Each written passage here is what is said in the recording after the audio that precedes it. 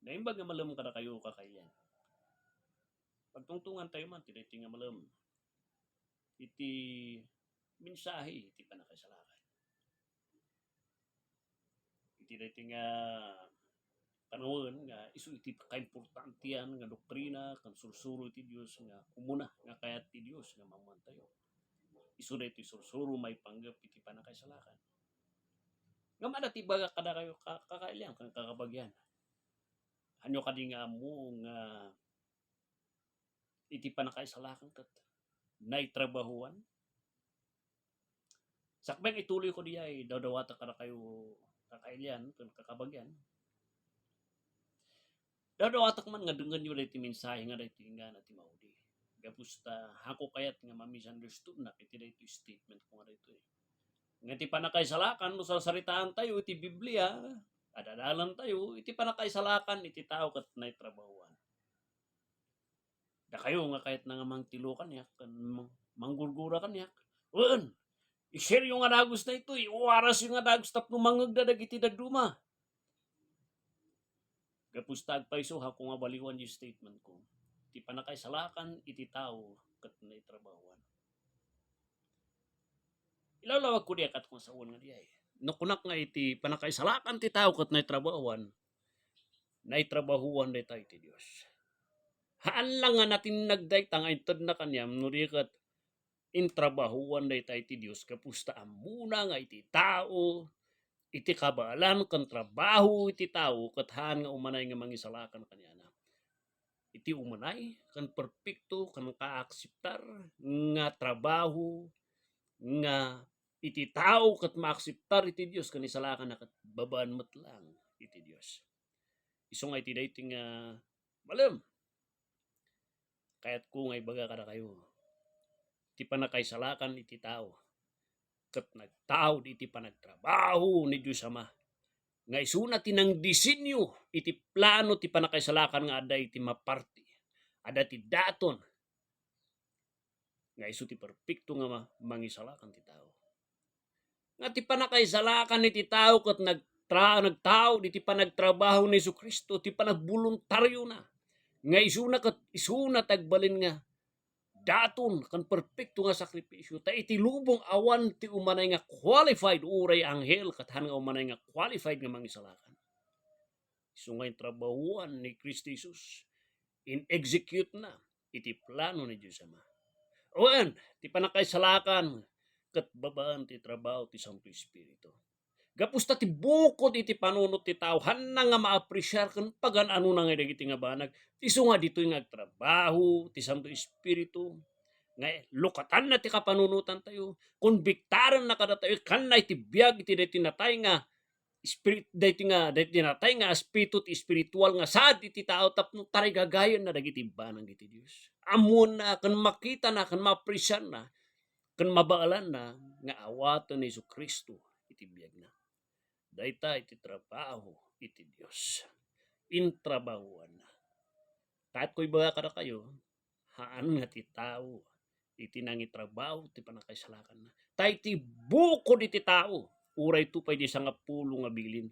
Inted niya po Diyos di nga pulo nga bilin, tapno sipatan na iti rupa ti tao, nga iti tao kat hanakaya nga isalakan ti bagina. Iti purpose nga pulo nga bilin. Mangiparupa kada tayo nga pulos hanto kaya nga isalakan di bagi tayo.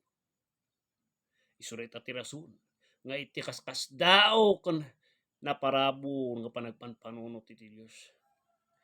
Nga iti tao katan nga may karkari nga may isalakan isunan tinagpanunot isunan tinagtrabaho iti panakaisalakan iti tao. Isu nga ti panakaisalakan ket trabaho iti Dios. Daytoy ti kunkunana iti libro iti Roma 10:6. And if by grace ti panakaisalakan, then it is no more of works. Otherwise, grace is no more grace. But if it be of works, then it is no more grace. Otherwise, work is no more work. Basahan nyo diyan. No ti panakaisalakan gayam iti tao ket inkarigatam din hanon nga parabor diay. Nam ti parabor kung natay ti panakaisalakan ket parabor di ay maysa nga banag nga inaramid iti Dios nga urayan ti may karkari inted iti Dios kada tayo. Awan iti part kada tayo nga nagkuti iti Dios tapno isalakan da tayo. Ti inaramid lang ti tao nagbasol tapno nagbasol laang nga isu ti rason nga aday ti plano iti panakaisalakan. Namno ada ka di maramidan ti tao tapno isalakan na ti bagina. Awanhan na nga kaya nga may trabahuan niya eh. Isu nga dahito ti inlablaban dagiti reformers dagiti padi nga nagsubli ti Bible. Rimuar di statement da nga sola fide pamatilaeng ken sola gratia. Grasya lang iti Dios ti panakaisalakan iti tao. Awan iti parti ti tao nga maramidan na nga mangisalakan iti bagina. Tanok ko na nga adda ti maramidan ti tao. Hanan nga grasya diay. Intrabahuam ti panakaisalakan mo. Intrabahuam. Namkuna ti sao ti Dios. Hanan nga grasya day nukas jay. Gapusta day naramid mo. Wen kapsat. Aday ba kanyam. No sarsaritaan tayo iti panakaisalakan. Dayta ket intrabahuan ni Apo Dios nga inaramid na diay tapno iti tao ket mawayan nga may kan ti panakaisalakan.